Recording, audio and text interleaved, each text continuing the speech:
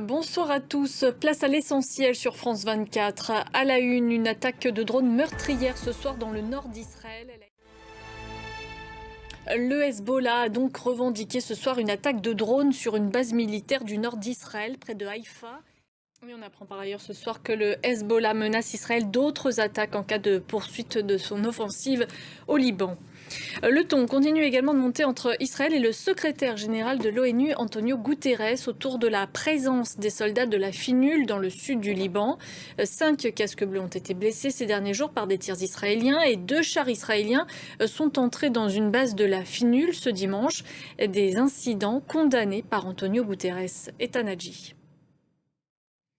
Et dans un nouveau message adressé ce soir à Israël, Antonio Guterres fait savoir que toute attaque contre les casques bleus de la FINUL pourrait constituer un crime de guerre.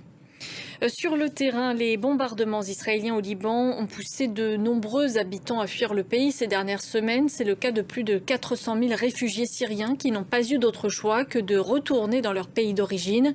Un retour forcé d'un pays en guerre à un autre. C'est un reportage dans le nord-ouest syrien de notre correspondante Jenna Lebras avec Mouawiya Al-Atrache et Ahmad Falaha. Et dans le nord de la bande de Gaza, l'armée israélienne resserre son étau autour de Jabalia.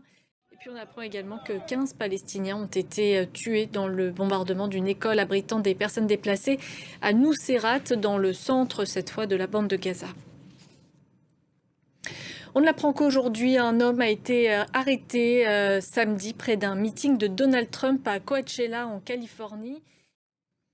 En France, l'hommage rendu au professeur de français assassiné Dominique Bernard, c'était il y a un an jour pour jour. C'est la fin de ce journal. Merci à vous de l'avoir suivi. L'information continue sur France 24.